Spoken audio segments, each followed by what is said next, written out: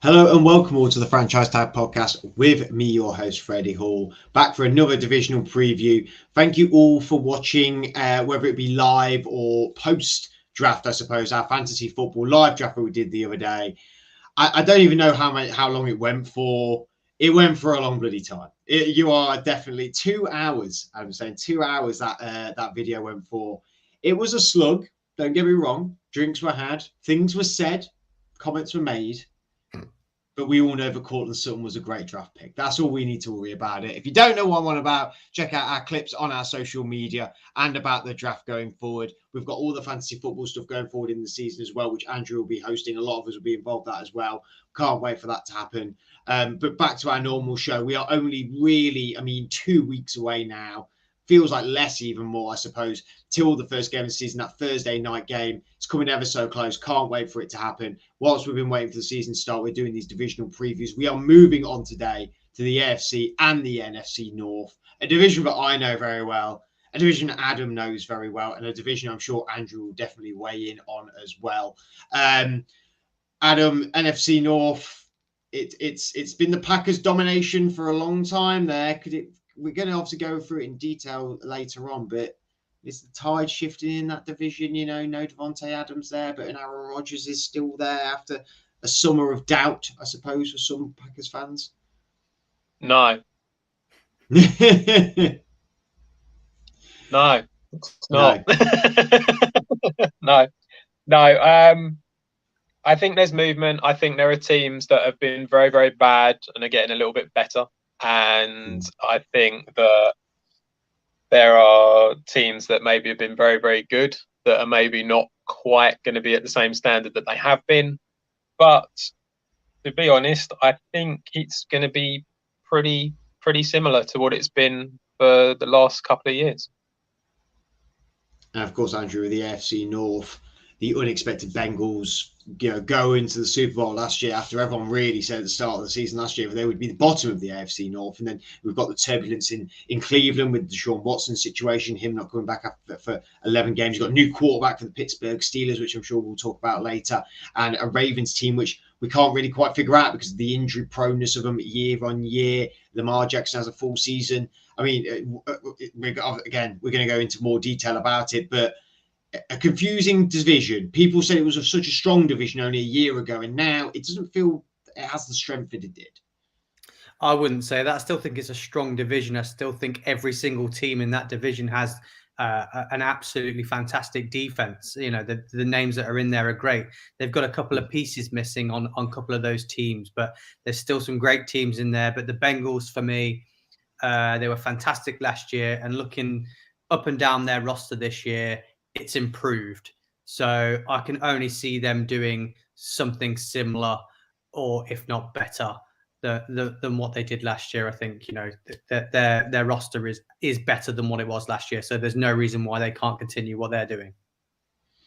Let's look at the NFC North to begin with, and of course the division that's dominated by the Green Bay Packers for a very long time, including the Hard Knocks champions of this season, Detroit Lions, in there as well, the Minnesota Vikings, and the I've gone completely blank again. It's happening every week. They're very forgettable. It's completely understandable that you would feel this way. The Chicago Bears, of course, which is a team that we shouldn't forget about, really. The Chicago Bears, the Green Bay Packers, the Detroit Lions, the Minnesota Vikings.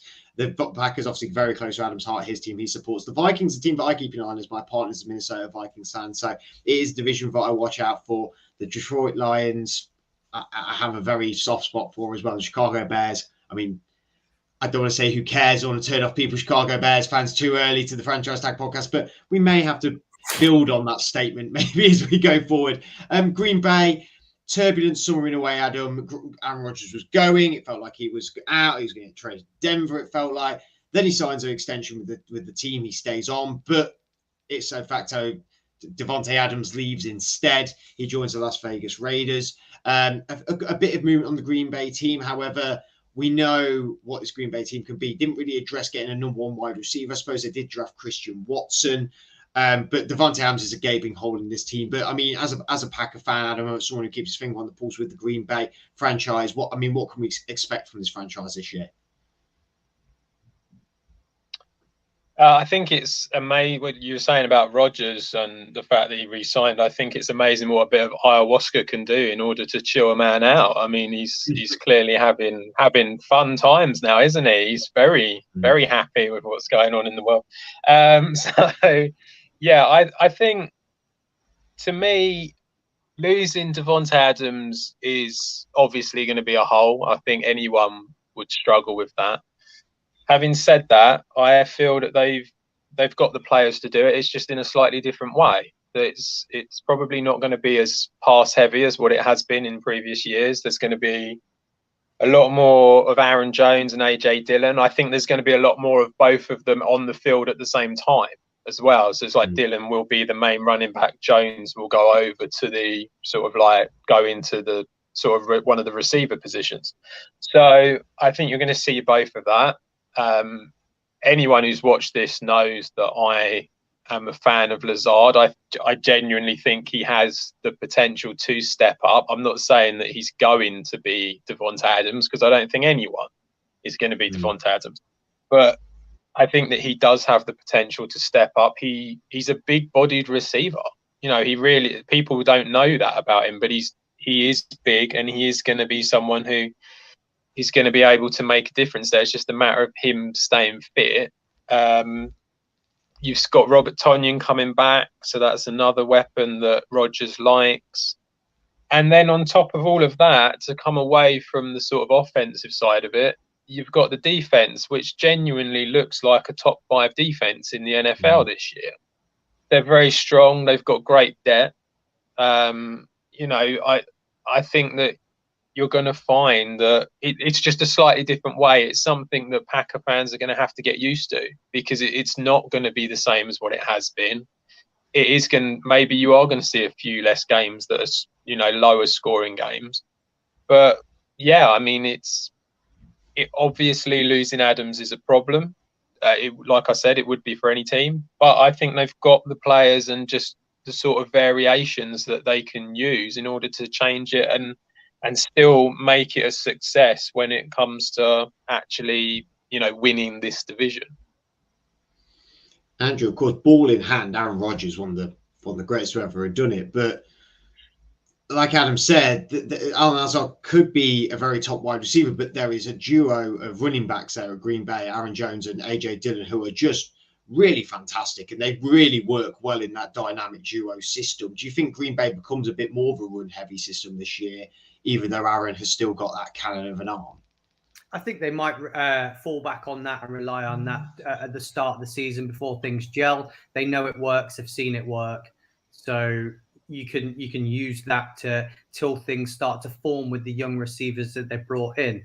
I think for me personally, I'm feeling great about the Packers still, and I think they're still the second best team in the NFC. I still think they're strong. Everyone thinks just because Adams is gone that they're all of a sudden not the same team that they used to be, and they can't win games, and we shouldn't expect anything from them. But you know, if anything's to see from the NFL, what did Brady do at the Patriots when year on year out all of his receivers left? He never had any big names, but we said, oh well, Brady's a fantastic quarterback and the defense is incredibly strong. That's what we said about the Patriots year in year out, and I can say the same thing about the Patriots.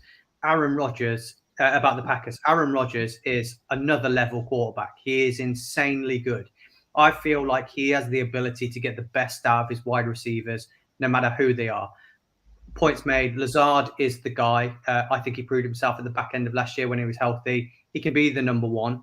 And we've seen some great stuff out of Romeo Doubs and the other rookie, Samori Traore. He's looked pretty good as well. And there's a lot of hype about Christian Watson. So once they find the system, they've got Sammy Watkins and Cobb, who have been around the league a lot. So I don't see why. Lean back on the running game early doors, and then until these youngsters come into fruition, because that defense, for me, Adam said it, and I'm going to repeat it. I think they're a sneaky top 5 defense that no one's talking about.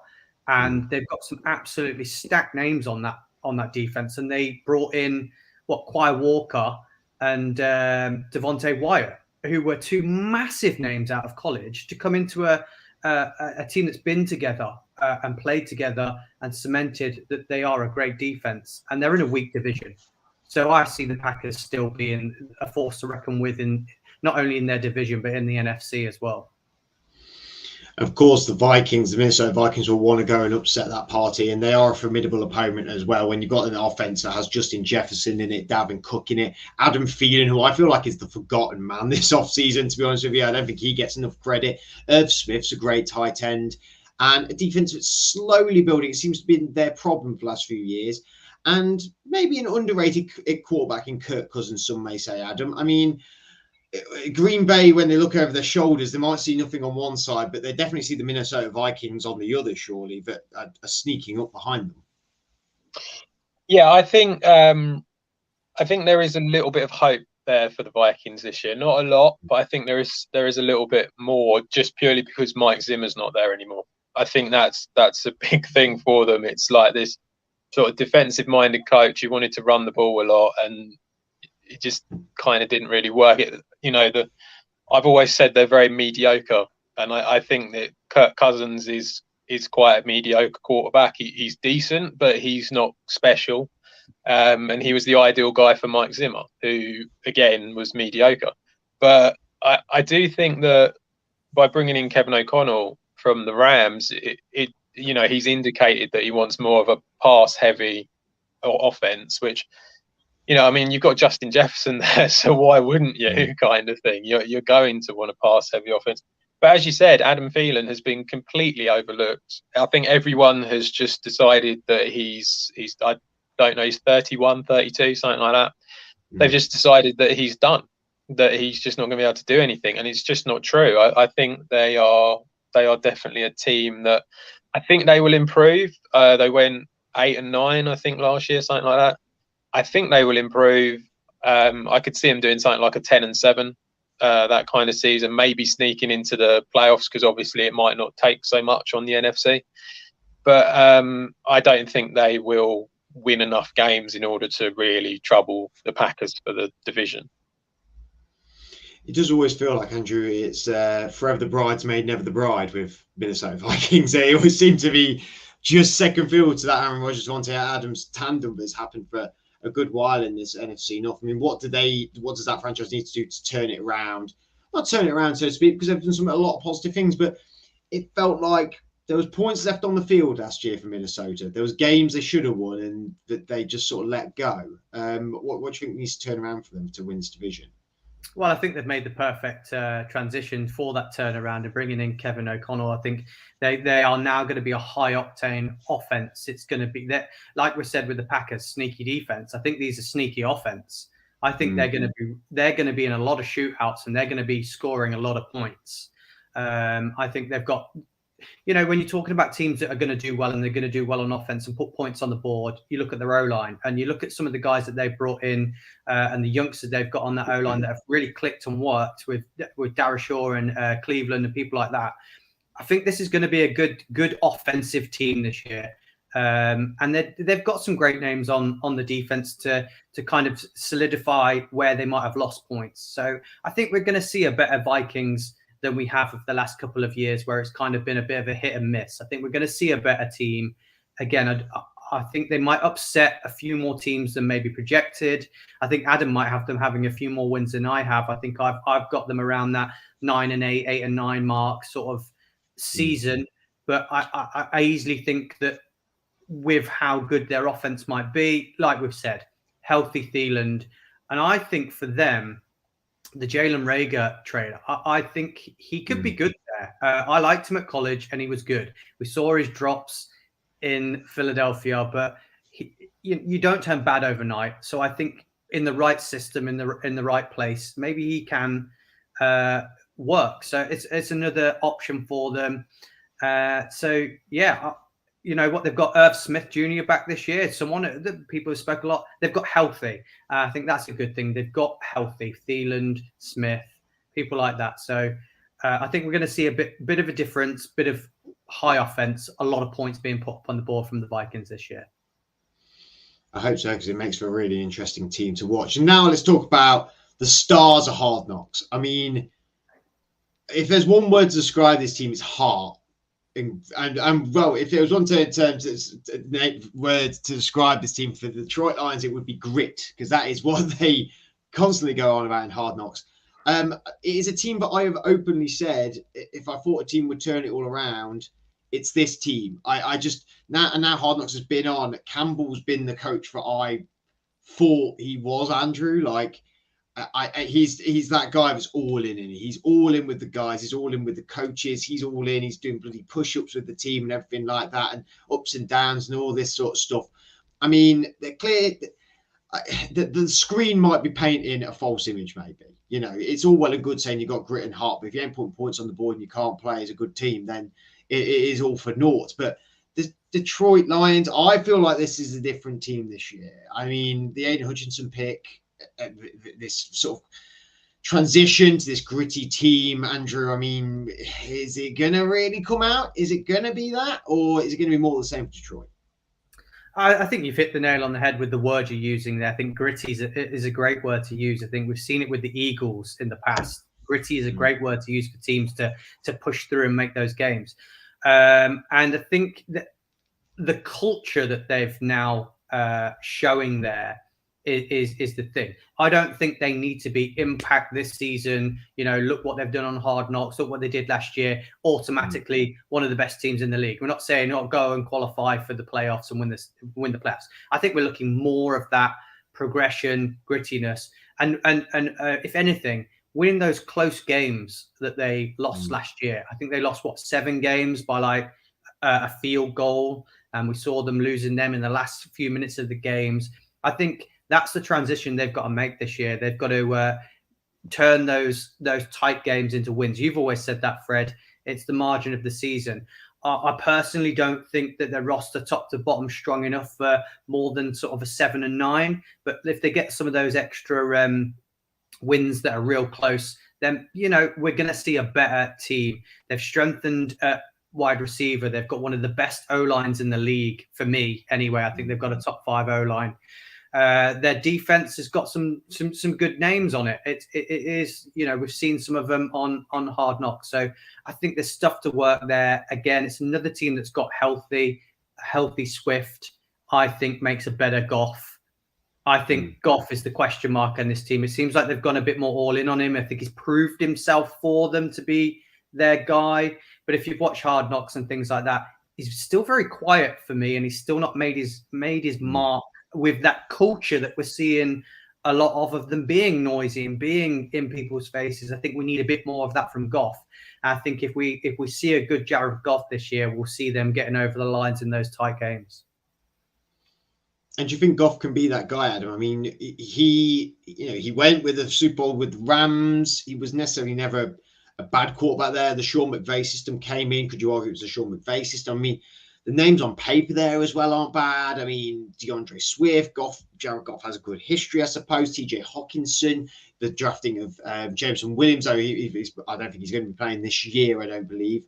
And then Aiden Hutchinson on his sort of Marnie or Warrior, Jeff Okuda, if he can get a bit of a bounce back year this year. Goff has got to be the linchpin for this team to move forward, but the names on that roster, there's some strong names there, right? Yeah, I think the problem with Goff is I think you can do things with him. You can go far with him, as we saw with Sean McVay. You know, that is possible. I wouldn't quite say Dan Campbell is Sean McVay, but, you know, he does have the potential to kind of run particular schemes and stuff around him. So it's not necessarily that Goff is the weakest person there. It's just that maybe, I don't know if the coaching is necessarily going to be sophisticated enough. Potentially that might be where the problem is. I don't know. That's a potential issue with it. But yeah, I mean, the team as a whole is likable. You know, they have become a likable team, which they weren't before, and that is credit to Dan Campbell for that to happen. I mean, like you said, they've got some really good, young, exciting players on both sides of the ball that could really do something. I think Andrew's right with the O-line. I think it's going to be a really good O-line, which will be great for Swift or Williams. I think that'll be really good for them, which in turn means that they've got a run game which then means that they've got a passing game as well. So it kind of all works out. I kind of have them like around 6-11, something like that, maybe 7-10. But I think the whole point of this is kind of they need to put some foundations down that are going to excite the fans and keep them coming back, and just them generally being a decent team, a more exciting team to go and watch. So I think that's what it's going to be. And then I can't remember exactly with the contract with Goff, but I think it was 2 years. I think this is the second year that's left. So you sort of think, well, if they don't want to and they have a sort of like a 6-11, 7-10 kind of season, they can go and get themselves a quarterback in the draft. And there's quite a few of them coming out. So I think that might be the way that they go. But I think they might be. Last season, I don't think anyone was really desperate to watch them. Whereas I think this year, I think you'll get it kind of it has that Bengals feel to it a little bit, that kind of excitement, that sort of something about it. But I just don't think they'll do anything like the Bengals because they haven't got the quarterback. And I think they're building the team in the right way, aren't they? You take a great left tackle in Penei Sewell.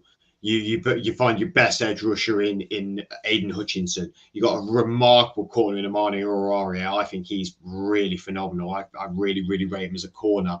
You've got some really decent wide receivers there. You've got good time. They're building from the trenches and then got these nice pieces. And I think you're right. I think the quarterback is sort of the last piece, I suppose. But when you have a team that's good and then the quarterback's the missing piece, I mean, like I said with the Bengals, that sort of was that in a way. They built a really good team. They got the quarterback in place and then they blew up. So it really could be something that the Detroit Lions turn around with. And then we've got to finish on the Chicago Bears. It's probably going to be brief because that's just what the Chicago Bears are at the minute. They're a bit brief, aren't they, Adam? I mean, I'm hoping Justin Fields does well. Like, I really actually am quite rooting for him because I just want to overcome this, like, crazy team that's going on at the minute because they're not improving. It doesn't feel like they've improved. They've not strengthened in any positions. They've let players go, older, admittedly, Khalil Mack, Allen Robinson. That is contracts off of the books, I suppose.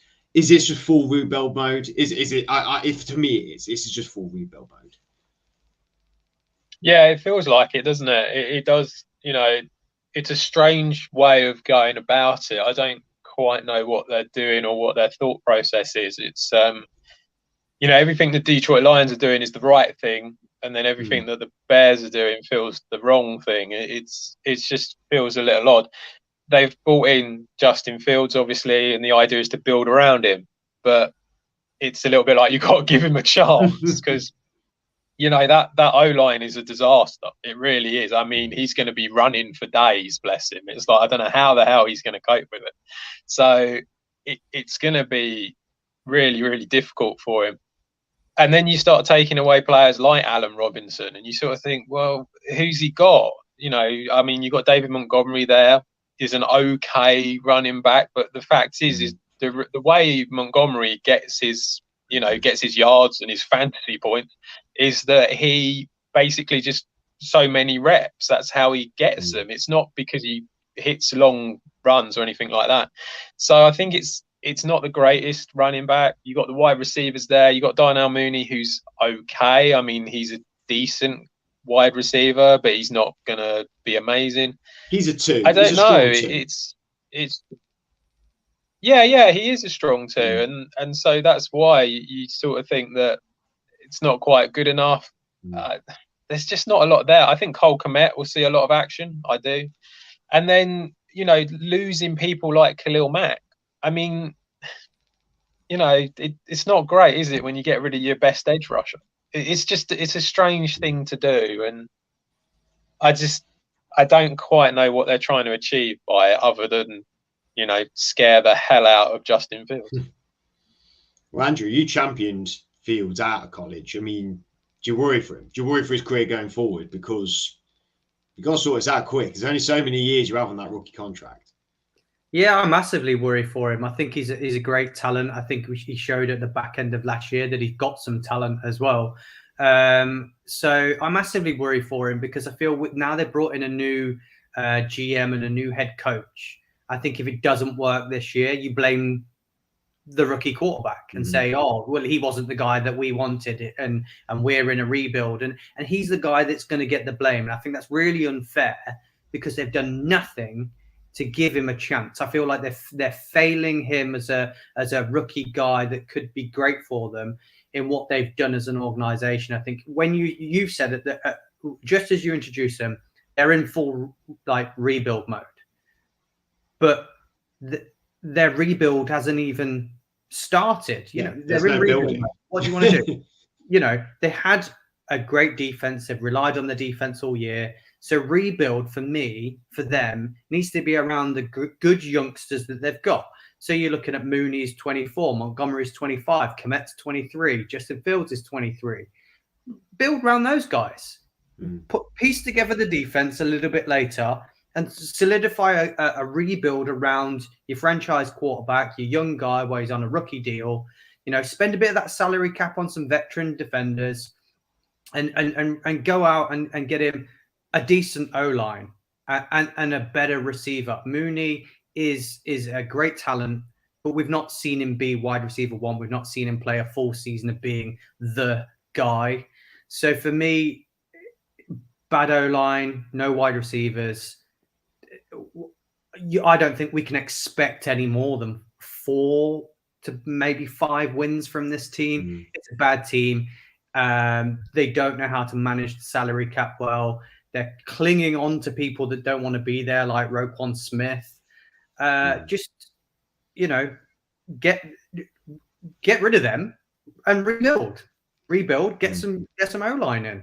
Give your young guy a chance, and they've not done that. So, fingers crossed for Fields that he's one of those quarterbacks that can rise above it and really drive that team and show what he's got.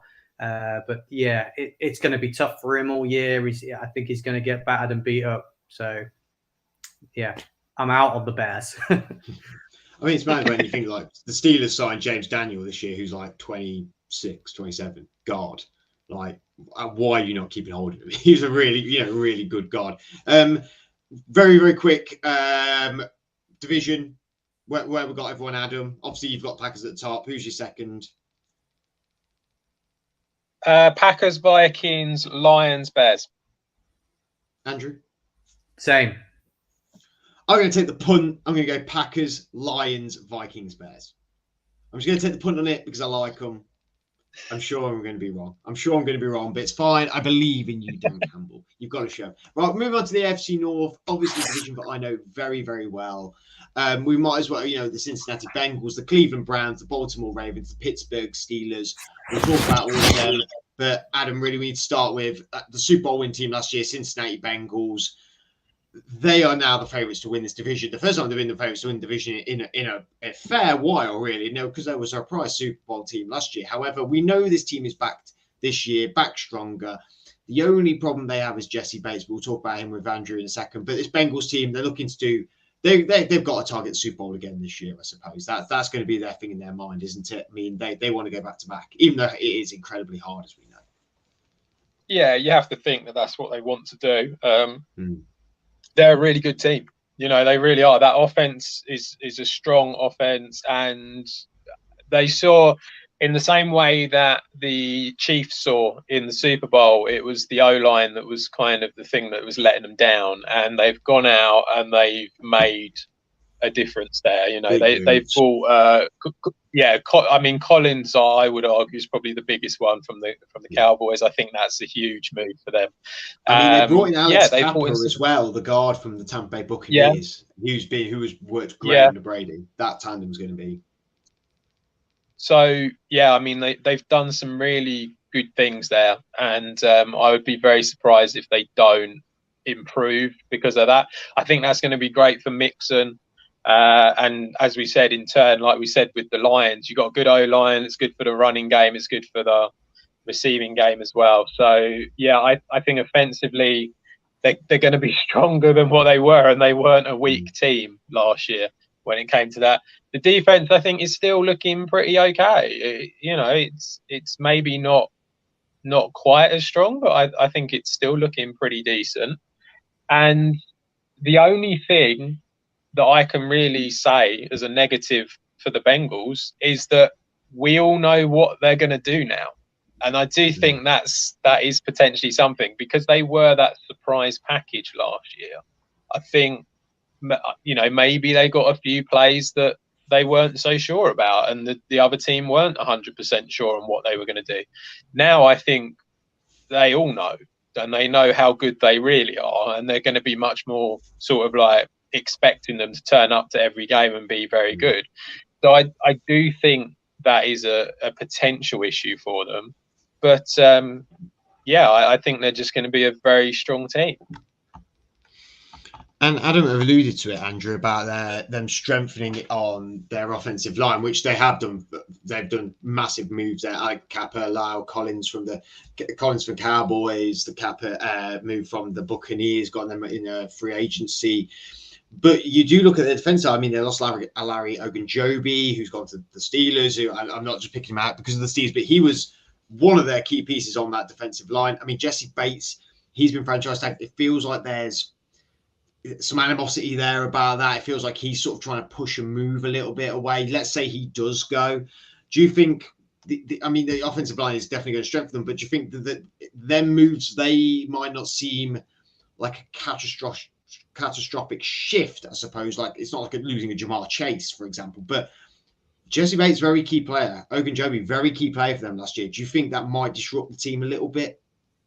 No, they've brought in some other pieces alongside that we may not have mentioned. I mean, I still think their defensive line, if you look at it from top to bottom, is still very strong. It's Sam Hubbard, DJ Reader, BJ Hill, Trey Hendrickson. They're all big names that have been around the league. And I think that's what we saw from them last year. They brought in some names from some other teams that have been around the league. And they're just buying into the culture that they've made there, and it works for them. So I think they're all 110% players, and they'll give their all. So I think what you've got, I think I've got no worries on their defense. I think it will be good. And I think that's all it needs to be, because for me, I said it last year, the offense for me is a rarity, that they've got a great quarterback, a plethora of great receivers. It's not just one receiver and a couple of, decent receivers here and there. Higgins and Boyd are both, in their own right, fantastic receivers.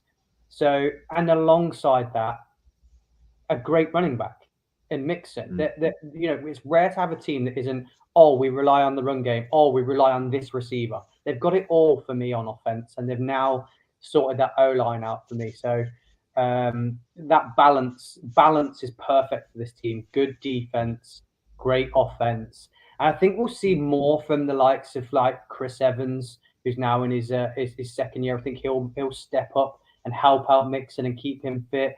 And it's just, I just think they've really, really cemented what they are and what they do. And I can't see many people. I also don't think, if the Bengals don't get to the Super Bowl, I don't think they've failed. I think if they get to the playoffs, if they have a good season, I still think that's moving in the right direction for them. I think it was a bit of an anomaly last year that they did as well as what they did. So matching that for the second year might have a bit of a hangover. So I think if they can just get to the playoffs, get past the wild card, get into the divisional game, I think they're where they need to be for the future. So I don't think they have to win the Super Bowl to say, it was all worth it or whatever. So yeah, I like them. I don't see where the losses are coming. I've got them a guaranteed 10 wins, even if they're not as good as last year. Yeah, it would prove them getting to the wild card, or maybe just into the division, would prove it wasn't like a one-season wonder type of deal, like that this team is here to stay, I suppose, in a tough division. Let's move on to Baltimore Ravens, Andrew. A team that, lost both their running backs before the season even started in Gus Edwards and J.K. Dobbins. This team's been injury plagued year on year. It feels like Lamar Jackson has not really played a full season for the last 2 seasons. Is this like a sneaky sort of team that people are forgetting about how good they actually are? Because on their day, when they're fully fit, this team is rocking. If Lamar on his day is just rocking, right? Yeah, I mean, I don't know why people aren't championing them a bit more. I think, you know, you say they lost both their running backs. I think they lost 3 before the season started. It wasn't 2. They lost all of their running backs, and they are a run-first team. You know, that is their team. That is how they play. And unlike some of the teams that we've seen when they've had a couple of injuries, they fall wayside. This team still rallied around Lamar Jackson and got it done. They were top of their division after 12 weeks until Lamar got injured. Is when they started to tail off, because Lamar is the guy that helps out. But what we're seeing from this team preseason going into the year, that they are healthier. You know, I think, what did they lose? Both their cornerbacks as well. That, you know, Marcus Peters. You've got to remember, this is still a young, strong defense with some great names on it as well.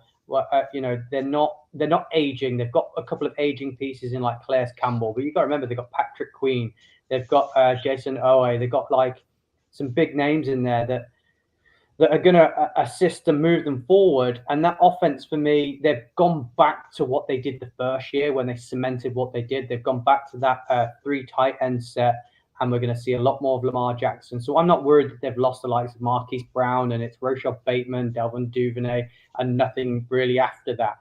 I think 3 tight end set, run heavy, works for them. It will work. And they added in, alongside Mark Andrews and Nick Boyle, they've got the guy that I really like in Isaiah Likely, who is a fantastic receiving tight end.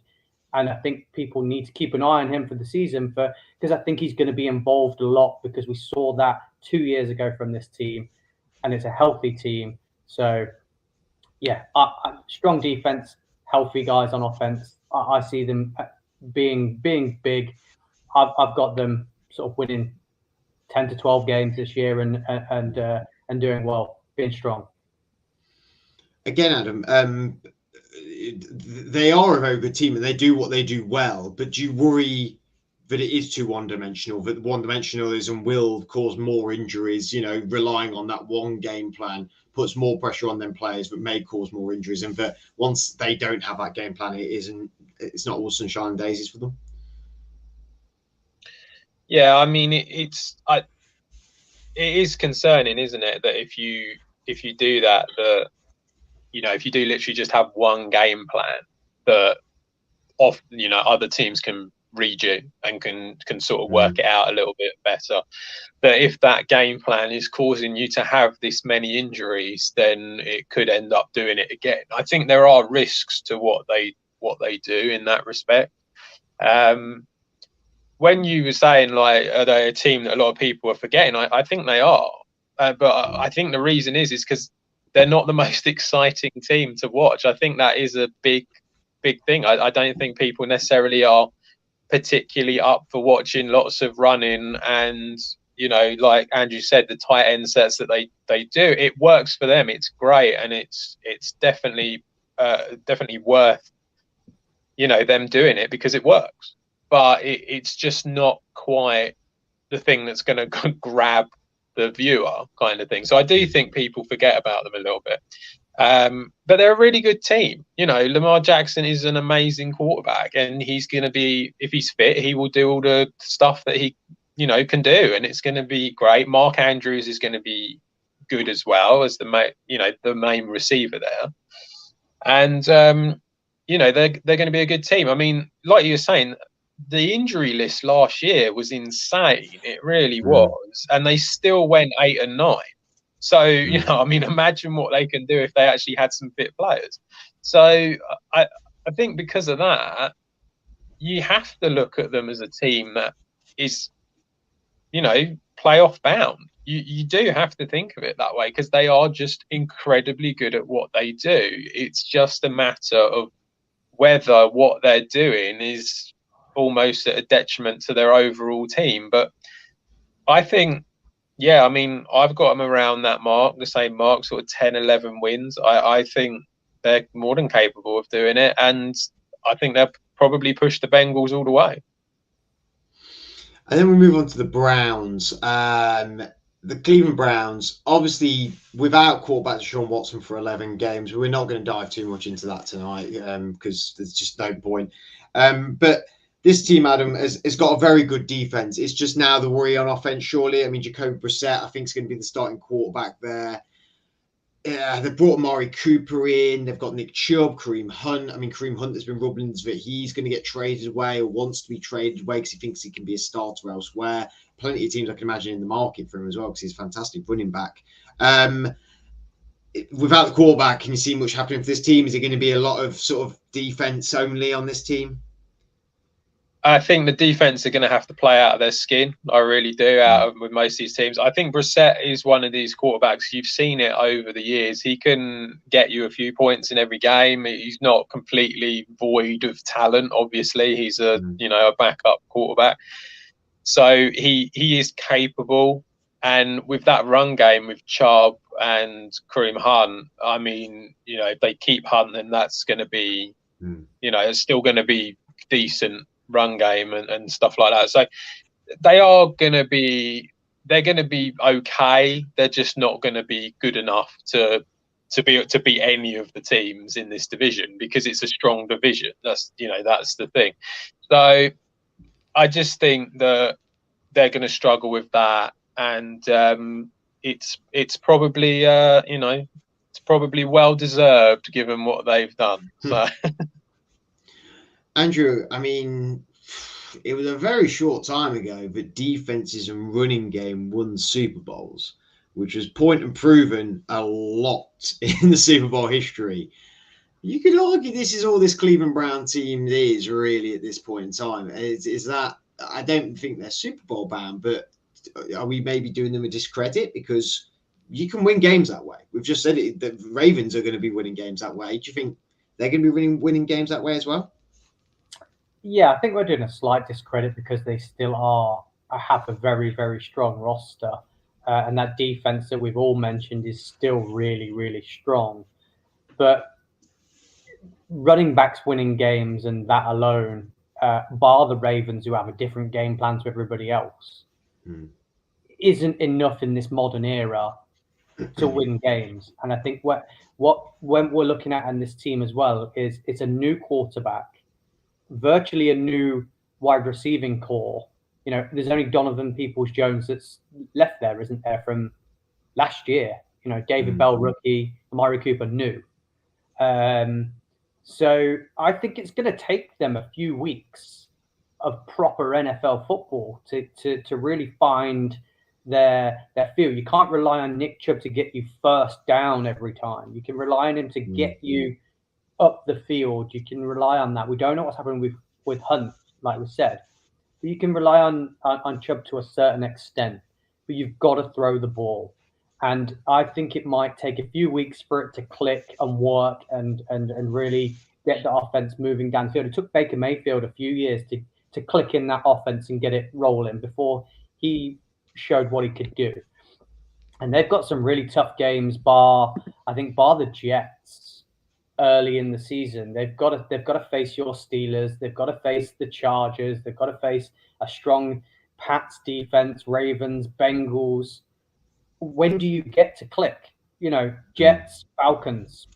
You've got 2 games to try and click. So my worry for them is the season going to be too far ahead of them before they get their pieces in the right place? I don't think they're going to be bad. I think they're going to be around that 8-9, 9-8 mark sort of team. I still think they're going to be competitive in games, but I worry that it's not going to click and it's not going to work until too far in the season. They're going to be trying to win those last every single game to even compete in this division. I think they're going to be competing to not finish bottom of this division. So I just think they might struggle a little bit with what they've got. Can I just say, I think what Andrew's saying is a very real possibility that is what's going to happen, that they will struggle. Then the problem is that 11 weeks down the line, you've then got another quarterback coming in. So you've got the same problem. Yeah. So you've got a problem again. And this is the thing. I think it's almost a season that they need to write off. It really is. I think they've just got to go with it, see how it goes, hope that they get a decent draft position to a certain extent, and then look at it as, right, we move on. for the next year. I think that's probably how it's going to end up being. Now I am ready and prepared for the massive bashing that my team is probably going to get now, Adam. So I dare not ask, really. The Steelers, a team that, I mean, there's been some transition this year. Ben Roethlisberger no longer the quarterback there. Not that, in my opinion, is much of a quarterback for the Steelers in the last few years. They've had Mitch Trubisky, I think, is going to be the starter. They've been very coy about it, about who is going to be the starter. But the Steelers, really, the only change, so to speak, is their quarterback. I mean, it's pretty much the same team that they're fielding this year. A few corners have gone.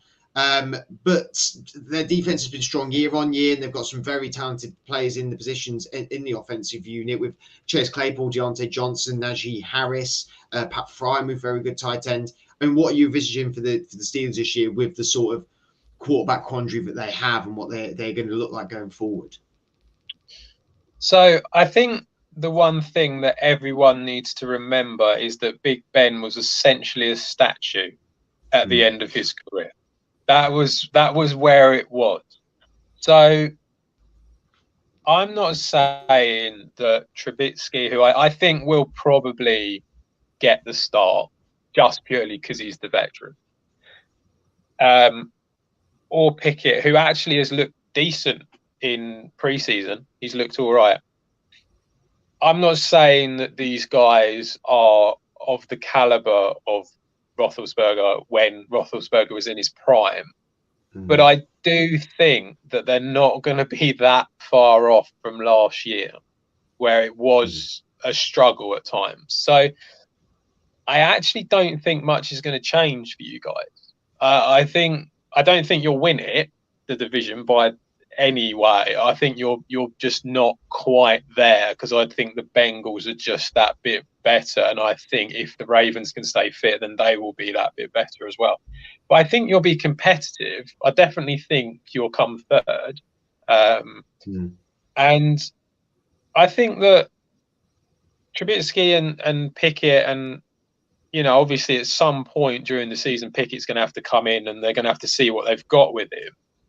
I do think that they will be able to do stuff, and you've still got some really good offensive players, and I mean, Deontay Johnson was looking decent in preseason. He's been good for years.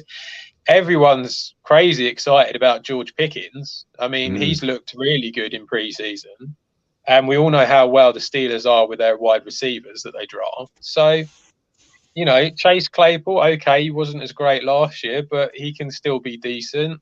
You've got one of the best running backs around in Najee Harris. I mean, so the offense is still half decent.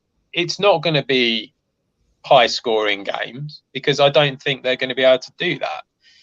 But I think they're going to be capable, and they're going to be functional, and you've got the right coach for that in Tomlin, who will get enough wins in order to make you seem competitive, even if you're not necessarily competitive to win the division.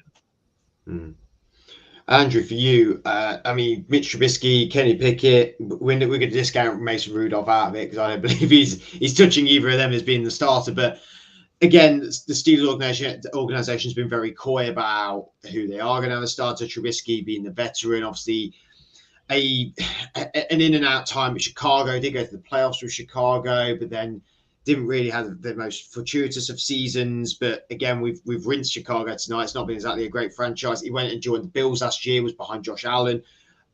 People really liked when he played for the Bills. I mean, he performed very, very well, and there's arguments that in a capable offense, Trubisky showed he's actually pretty decent when he's in a capable Bills offense. But then you've got Pickett, the only quarterback to go in the first round of the draft this year. Very capable, obviously hometown hero, with being from the Pittsburgh University as well. Who are you starting week one? Do you think they should change it up mid-season? What do you think the situation for quarterback is over there? I think if they hadn't have brought Trubisky in, then throwing Pickett in at the deep end would be fine. But I think you've got to start with Trubisky and see what you've got from your veteran before you explore and maybe ruin your rookie. Let's not throw him into the deep end if you don't have to. Let's see what Trubisky can do first. Let's bring Pickett in slowly and make sure he is going to take the mantle and be your franchise quarterback for the future. You know, we've seen, like we said with Fields, he's just been thrown into the fire. Don't do that with Pickett. Let Trubisky, you know, test the waters first. So I think you start with Trubisky, and I think Adam has literally hit all the notes that I had. For the last 2 years, they've just played with a serviceable quarterback. We've not played. I hadn't seen Big Ben winning Super Bowls. I still think you've got 2 serviceable quarterbacks in that team. So I don't see much changing from this team. I still think they could be have a winning season. I don't, you know, I see them around that 9-8, 8-9 mark still. But what's great about the Steelers is, again, what Adam says. They've got some of the hottest young talent in the NFL on their roster. So if you do have another winning season, if you do meet that mark of what we're saying, what a great platform to move forward. You're never going to be in a rebuild like we're seeing from the other teams. They're coming straight into what? Deontay Johnson 25, Claypool 24, Pickens 21, Freiermuth 23, Harris 24. What a fantastic team to come into when we know you never need to worry about the defense. It's always strong. They've added 2 massive pieces into an already stacked defense. So I'm never going to be worried about that defense. It works regardless. You picked up a couple of rookies, one of them that I really, really like. So I think we're going to see a good Steelers team. We're not going to see a great Steelers team. And like I said, for me, I think that you'd be looking for the same from them for the season. A good, solid season. You're not going to light up the world, but what a great future you've got there to just continue. Something that some big teams have failed to do. They've failed to, once the veterans have gone, continue the dynasty. And I don't think we're going to see that from Steelers. I think we're going to see them bounce back and be a fantastic team for years to come. I agree. As I'm the only 50 I'm probably going to put in probably tonight, being as I am a Steelers fan for it, is I can only agree with both your points, really. We had a quarterback that was really not great last 2 to 3 years, and neither of these quarterbacks at this point of their playing career is any different to Big Ben at this point. Yes, Big Ben had a better career and was more capable than these quarterbacks have been, but at the point that they are at now compared to Big Ben the last few years, it's the exact same. So it's neither here nor there. My worry is the O-line, though strengthened, I think needs a bit more development. I think we could definitely have an eye on the next draft looking at the top defensive lineman. I think that needs to be a definite priority. Or corner. I think our cornerback room is weak. I think we're going to get beat in the air a lot this year. We got beat on the ground a lot last year. Bringing in Ogunjobi, bringing in Miles Jack's really going to help out. Devin Bush on a contract year really needs to step himself up as well.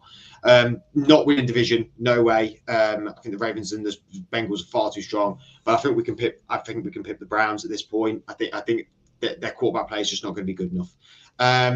So for me, it'd be Bengals, Ravens, Steelers, Browns. Andrew, where do you reckon this division is?